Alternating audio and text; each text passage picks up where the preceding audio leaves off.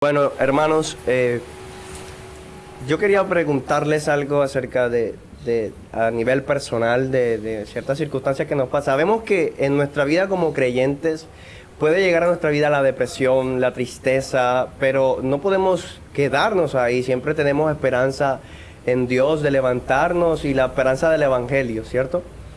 Pero conocemos el caso de nuestro hermano pastor Charles Spurgeon, que él sufría constantes caídas en depresión y él mismo relata lo que pasaba ahí.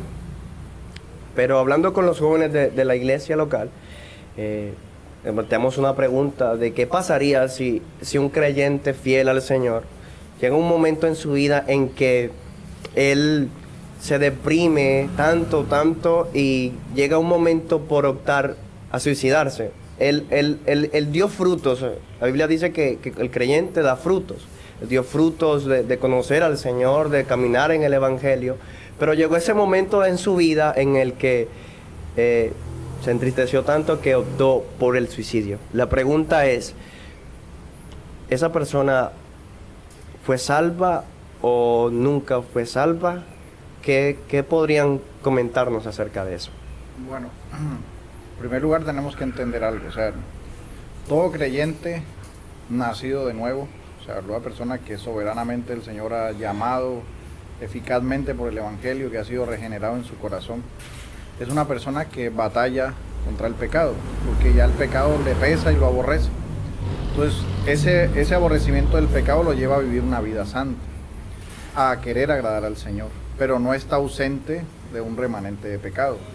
Un remanente de pecado que lleva a las personas a desobedecer a Dios, siendo que es una persona que el Señor ha llamado, que ha sostenido. Entonces, en primer lugar, debemos entender que la salvación se sostiene en Cristo. La salvación no se sostiene en el hombre, porque si la salvación se sostuviera en el hombre, nadie sería salvo. Somos salvos porque la sostiene Cristo. La pregunta que podrían hacerse en ese aspecto es: ¿será que el suicidio es un pecado imperdonable? O sea, es una pregunta que podría surgir, ¿verdad? Bueno, muchos creyentes califican como que enseguida lanzan un juicio y dicen esa persona está en el infierno porque es un homicida y por ende tiene que estar, Dios no puede perdonar, como usted decía, esa persona tiene que ir directamente al infierno. ¿Usted cree que eso es cierto? Por eso, ¿hay un pecado imperdonable? La palabra de Dios habla de un pecado imperdonable. La blasfemia contra el Espíritu Santo. La blasfemia contra el Espíritu Santo. Y la blasfemia contra el Espíritu Santo es un pecado imperdonable porque es el que cometen todos los impíos que están sin Cristo. Un creyente nunca va a blasfemar contra el Espíritu Santo porque está sellado por el Espíritu. Ahora, si estamos viendo una persona que ha mostrado el fruto, que ha vivido conforme al Señor, que es un hermano de la iglesia, que llega a este estado, nosotros no podemos determinar si alguien es salvo o no es salvo, porque eso solo depende del Señor, porque aún viendo los frutos se pueden imitar. Por eso nosotros debemos remitirnos a lo que dice Deuteronomio 29:29. Dice así la palabra del Señor: las cosas secretas pertenecen al Señor, nuestro Dios, mas las cosas reveladas nos pertenecen a nosotros y a nuestros hijos para siempre, a fin de que guardemos todas las palabras de esta ley. Entonces, hay cosas que son solo del Señor. Y en ese aspecto, si la palabra guarda silencio en ese tipo de cosas, es mejor guardar silencio, es mejor ser prudente en ese sentido y no entrar en especulaciones, porque la palabra nos ha mostrado cuáles son los creyentes, los que el Señor ha llamado, y el Señor es el que sabe quiénes son los suyos, quiénes son su pueblo, quiénes son los que están en medio de Él, quiénes están con Él, independiente de la forma como lleguen a morir, como lleguen a ser llamados a su presencia. No está en nosotros el juzgar o intervenir en ese aspecto, porque el ladrón de la cruz recibió la gracia salvífica después de haber hecho de todo, solo en un instante, porque nuestro Dios es un Dios soberano sobre todas las cosas. Entonces, en ese aspecto pienso que hay que tener cuidado con los juicios o las sentencias, por decirlo así, que se lanzan en ese sentido. No sé si Algo que agregar, pastor.